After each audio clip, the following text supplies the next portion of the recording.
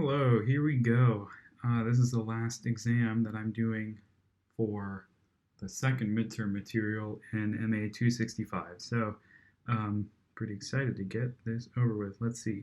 Question 5 is midterm 2 material, and let's get a move on. So, this is not an upper triangular matrix, but we can treat its determinant like we would treat an upper triangular matrix as determinant, because we know that the determinant sign will change when we flip two rows, when we interchange, two columns, if we interchange two columns. So if we change the positions of 1 and 4 and 2 and 3, we will be back at the form of an upper triangular matrix. And we know that the determinant of an upper triangular matrix is the product of all of its main diagonal elements. In this case, we get positive 24. So 5 is E. Okay, quick start. 6, let AD minus BC equal 2 and C equal 2A minus 4. Let's find the value of y determined by this linear system. For exam 1, I solved this using not Cramer's rule, careful, inverses. This time we're doing it using Cramer's rule. So Cramer's rule says that, for example, our value for y will be equal to the determinant of this matrix, but instead of the y column here, we substitute what this system is equal to into there. So we'll have A, C, 1, 2, and then we're dividing by A, C, B, D. And we can expand all of this out. We will get 2A minus C over AD minus BC. 2A minus C, well, we can figure out what that is from this relation over here. Let's see, C is equal to 2A minus 4. So C minus 2A is equal to negative 4, and 2A minus C is equal to positive 4. So we can put that up there. And then AD minus BC, well, they're nice enough to just give that to us. That's equal to 2. And so we get 2. 6 is B. 7, if A is equal to that guy and has an inverse with entries A, B, C, D, then what is the sum of all the entries of the inverse of A? So for the inverse of a 2 by 2 matrix, even if it's complex valued, that is going to involve taking 1 over the determinant of A. Let's find the determinant quickly. That's going to be AD, so 1 times 1 plus I minus BC, so minus 1. This gives us 1 plus I minus 1, or just 1 over I. And then in order to find the entries of the inverse of A, we are going to take the A position and the D position and swap them, so 1 plus I, 1, and then multiply the B and C positions by negative 1. Now multiplying our I in, actually no, let's not multiply our I in, let's go grab our A, B, C, D, this expression right here, because that expression is going to be 1 over I multiplied by 1 plus I minus 1 plus 1. This 1 and this negative 1 cancel, this 1 and this negative 1 cancel, and now we just have I over I, which is 1. 7 is A. 8. Consider the following subsets of the vector space R4, which are subspaces of R4. 1. The set of all elements that form, this guy right here. Well, we can represent this as a span. This is just the span of, oh, that's like a curly bracket. My curly brackets are usually terrible. 2, 3, negative 1, 5. It's, see, they go back to terrible afterwards. But you see how this is just the span of all of the linear multiples of this guy right here. And anything that we can express as a span is, by definition, a subspace. So 1 is all good. 2, right off the bat, nope, not a subspace, because it does not contain the 0 vector. If we plug in 0 for all of our x's, we are left with 0, 0, 0, 1. There is no way to get 0, 0, 0, 0. And so that is not a subspace. And then 3, we have some complicated matrix, we don't actually need to analyze anything about that matrix. We just have to recognize that this is the expression AX equals 0. This is the expression for the null space of the matrix A when the matrix A is this big guy right here. So the null space is one of our 4 canonical subspaces, so 1 and 3 are subspaces. D is our correct answer for number 8. Consider the vector space P2 of polynomials with real coefficients of degree at most 2. Which of the following subsets span R2? That's not R2, that's P2. In order to span P2, we need one vector at minimum to control every individual degree of freedom that we need. We need a degree of freedom in T, in the constants too, in T and then in T squared. And as a result, we need a minimum of 3 vectors to span P2, and I think that's the spanning set theorem or something like that. So any of these options that only have 2 vectors, or ones that have 3 vectors but don't include one of these degrees of freedom at all. I'm looking at this one right here. We have T squareds and constants, but we never have a T. These by definition cannot span. Oh, that's 3 entries, but this one doesn't have any constants, so that can get out of there. None of those can be can span P2. Now looking at the last 2, let's set these up as matrices, putting these vectors in the form T squared T1. We have 1, 1, 1, 1, thought about it and then got it wrong. 0, 1, negative 1, and 2, 3, 1. Let's solve this guy and see if it has a pivot in every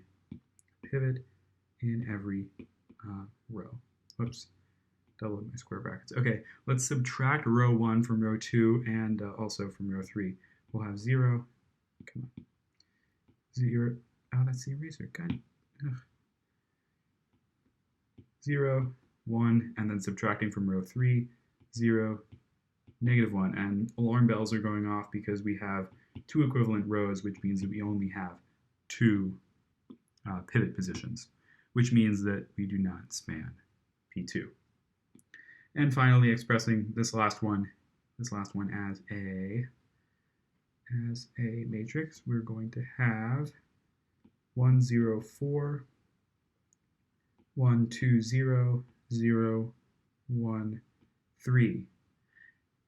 And right off the bat, you can just look at this thing and tell that it will span P2. We can choose this first one to be our kind of slider for T squared.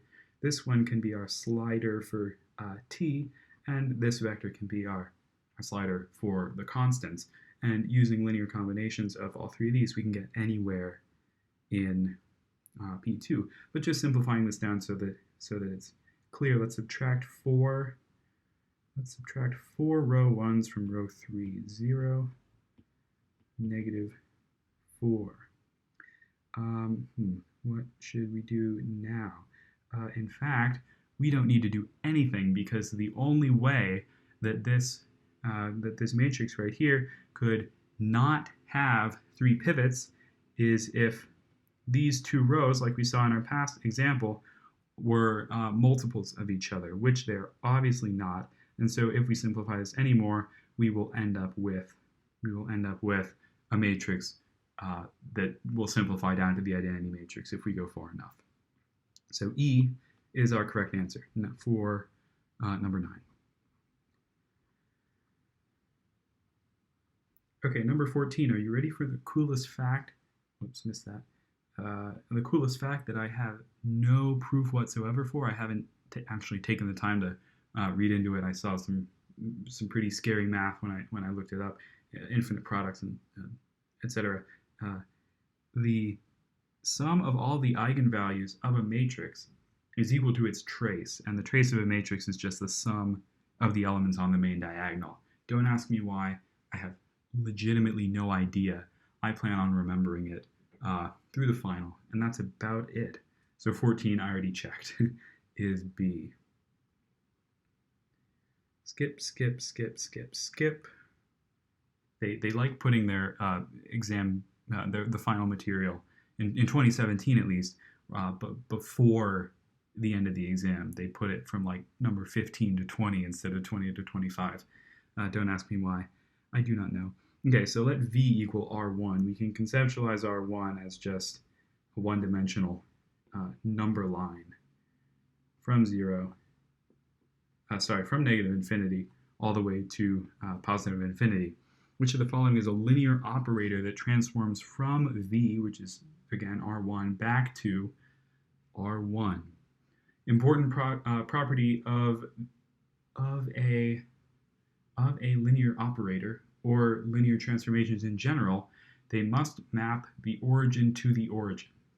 So option 1 obviously does not map the origin to the origin. If we plug in x equals 0, we get 7 out. So that is not a linear operator. Additionally, number 2 is not a linear operator because it does not transform back to, all of R1. It takes in inputs.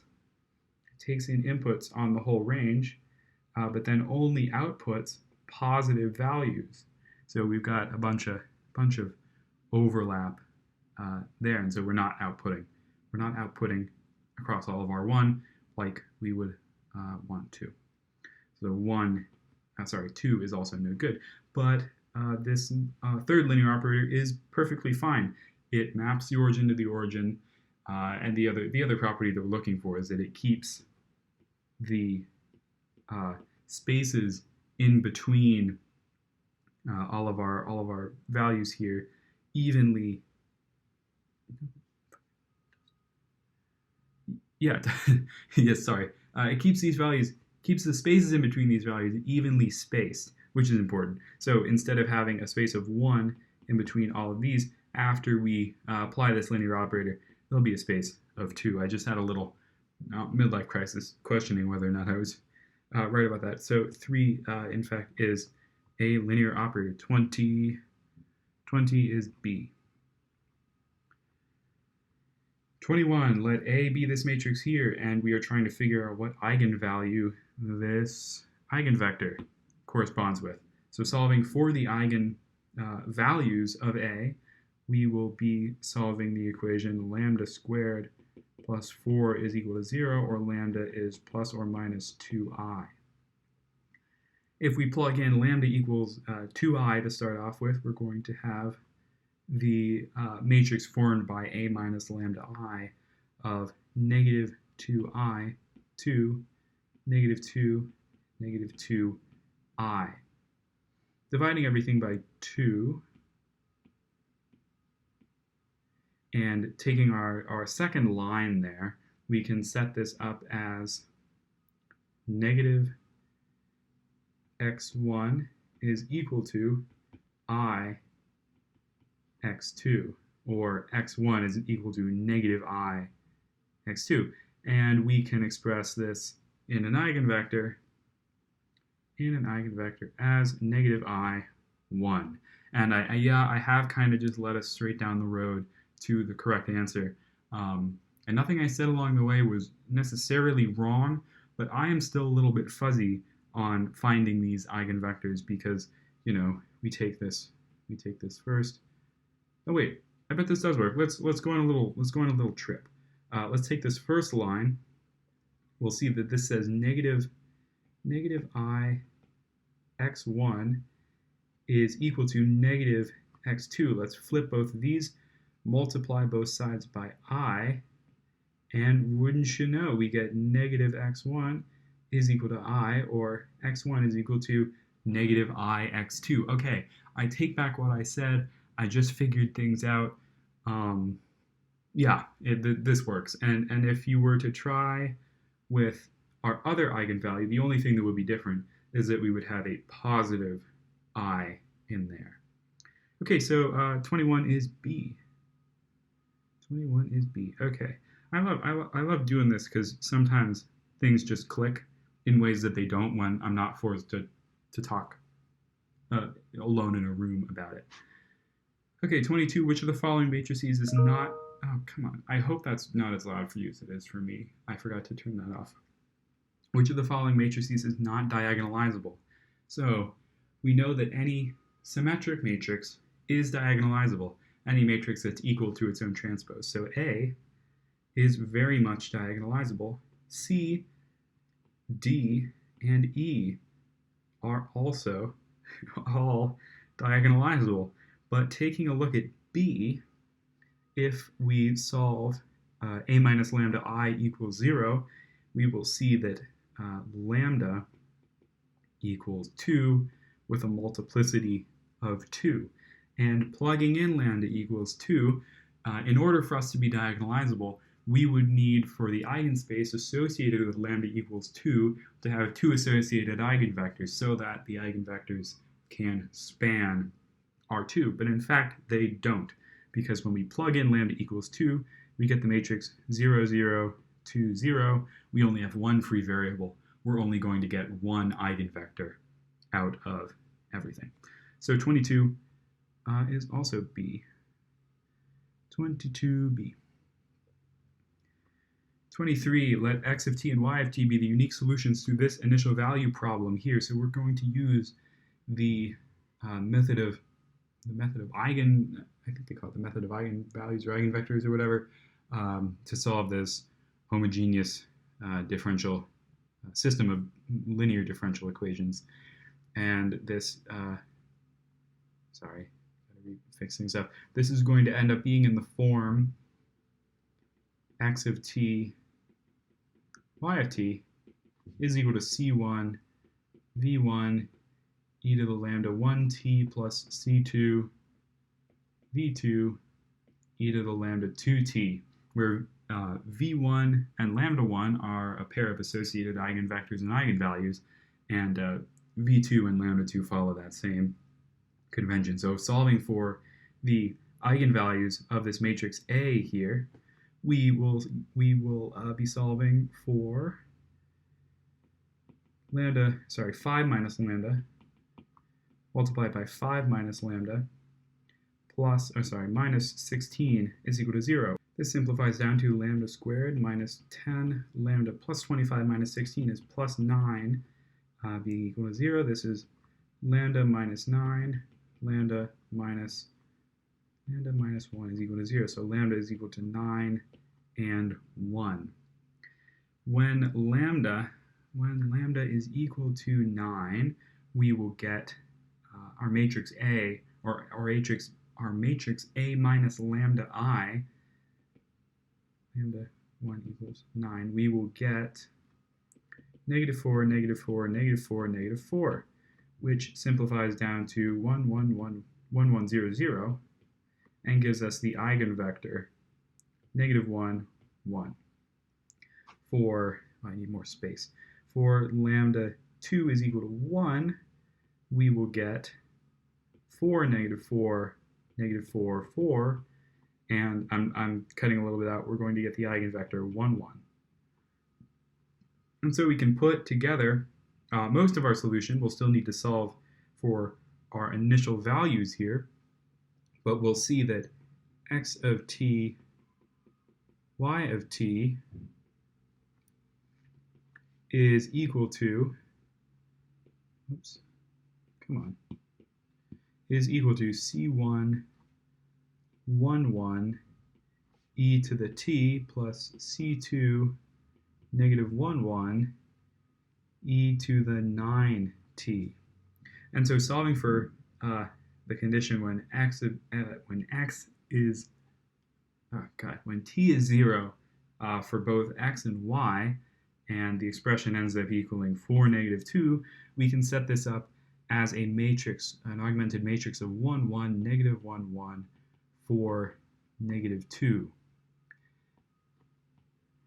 And we can solve away. Let's subtract row 1 from row 2. That gives us 0, 2, negative 6, so 1, -3. Let's add row 2 to row 1, 0, 1. So we see that C1 is equal to 1 and C2 is equal to -3.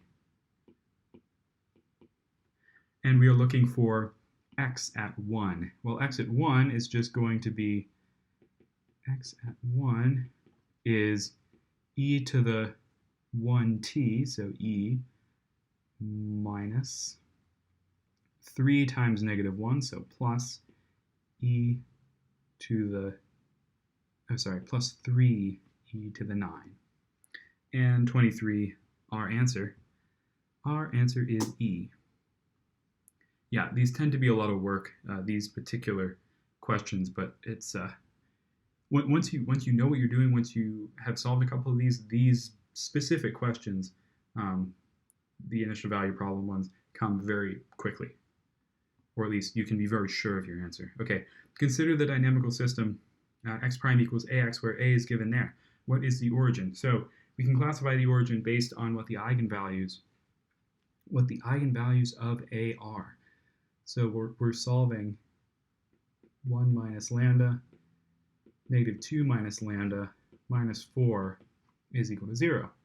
This gives us lambda squared plus lambda minus 2 minus 4, so minus 6 is equal to 0.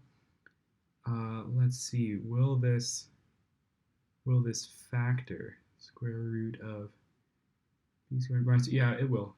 I'm just a little slow. Lambda minus lambda plus 3, lambda minus 2. There we go. So lambda is equal to -3 and +2. When we get eigenvalues that are opposite, our origin, opposite and real, by the way, our origin is a saddle point.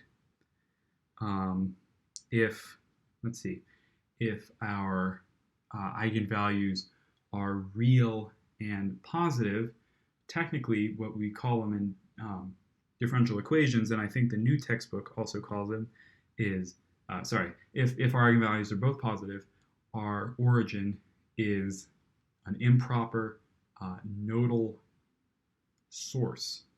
If both of our eigenvalues are real and negative, our origin is an improper nodal sink. If our eigenvalues are purely imaginary, our origin is a center, and it goes on and on. We have like 12 different kinds, but those are the ones that come up the most often. So anyway, yeah, there we go. 24 should be A. And 25, just to end everything off with a bunch of row reduction. 1, 2, 3, 4, 5. 1, 2, 3, 2, 1. 2, 4, 0, 2, -2, and 0, 0, 0, and I'm already going to simplify this, 1, 2. Going to copy things over, and we are ready to go. Let's subtract row 1 from row 2. We'll get 0, 0, 0, -2, -4. Well, this is row equivalent to our bottom row here, so I'm actually just going to set all this to zeros. 0, 0, 0, 0, 0. And what can we do? What can we do over here? Let's divide row 4 by 2. We have 1, 2, 1, -1. Let's subtract row 3 from row 1. 0, 0, 3, 6. This is the same as 1, 1, 2. We can use row 4 to turn this 1, 2 into a 0, 0. And what else should we do here? Let's rearrange these rows to get a better idea what we're dealing with. What we still need to set to 0. It looks like we only need to deal with this entry right here. So let's subtract row 3 from row 1. We get 0 and -3. And we are ready to go. We see that our free variables are Sorry, I was about to solve for the null space. We're not solving for the null space. We're solving for a basis of the column space. And we know that a basis of the column space comes from the corresponding rows in the original matrix that have pivots in the reduced form of the matrix. The thing is, I actually reduced this too much. I didn't have to go this far. You only have to go to the point where you know where the pivot points are. You don't. I never had to set, for example, these three elements to 0. So the basis of the column space is going to be column 1, column 3, and column 4. So that's 1, 1, 2, 0. Not this guy.